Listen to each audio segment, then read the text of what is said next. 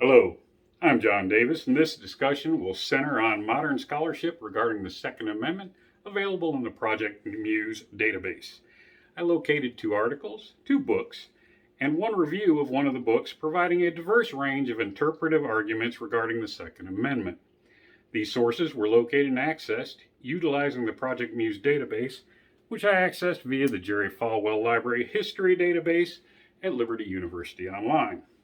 The first of these articles, Armed Victims, the Ego Function of the Second Amendment, written by Brett Lunceford, published in Rhetoric Public Affairs 18, describes and retells several recent headlines of shooting tragedies and uses them to claim the oft-used NRA slogan, "The only thing that stops a bad guy with a gun is a good guy with a gun," while failing to take into account the cases where tragedies were prevented or limited, where a good guy was actually armed and prepared.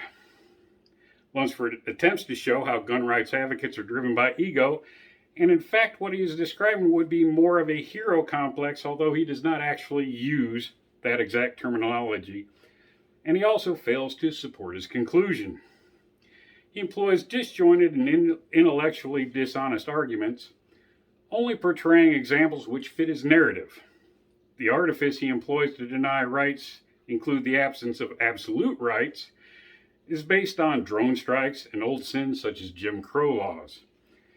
Lunceford's conclusion that no right is absolute is contradicted by one significant fact, that being the wording of the Second Amendment itself, including the right of the people to keep and bear arms shall not be infringed.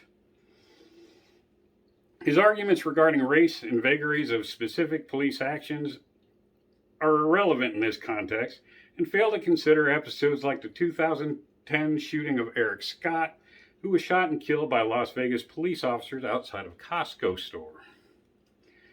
James H. Reed provides an interesting historical perspective on the right to bear arms in his article, A Right to Bear Arms, The Contested Role of History in Contemporary Debates on the Second Amendment, published in 2021 in Journal of the Early Republic 41. He discusses cases including one 1686 Britain case involving Sir John Knight, arrested for violating the 1328 Statute of Northampton, for going armed into a church, and who was subsequently acquitted.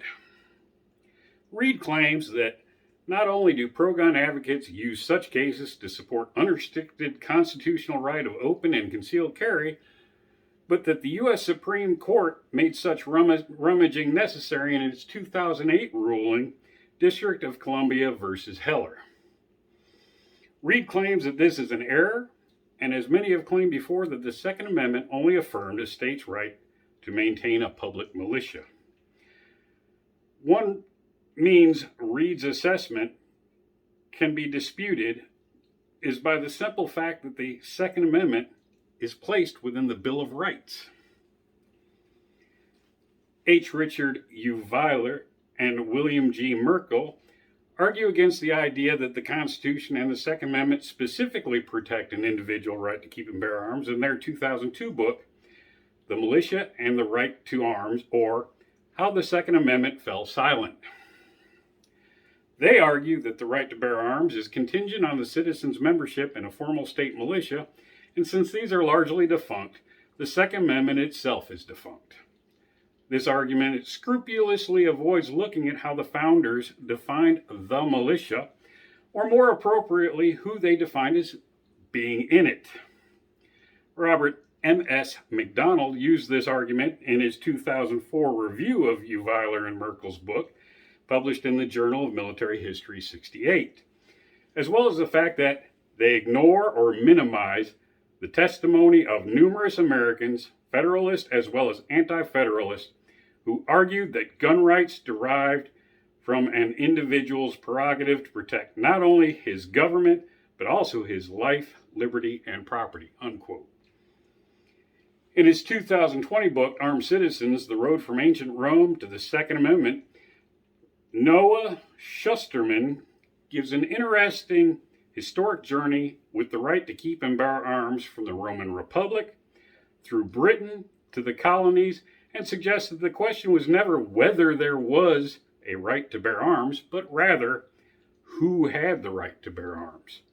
Shusterman concludes that the authors of the Constitution placed their trust in citizen soldiers and a well-regulated militia, and that these often functioned as repressive and racist domestic forces. Concerning himself with historic racial inequities rather than the right that he is allegedly discussing. This body of scholarship, more available through Project MUSE as well as other databases, provide a bounty of material regarding the Second Amendment and many other topics. However, when evaluating constitutional issues, it is also always of great importance to follow the advice of Thomas Jefferson in his letter to William Johnson dated 12 June 1823, wherein he wrote, "On every occasion, let us carry ourselves back to the time when the Constitution was adopted, recollect the spirit manifested in the debates, and instead of trying what meaning may be squeezed out of the text or invented against it, conform to the probable one in which it was passed." Thank you.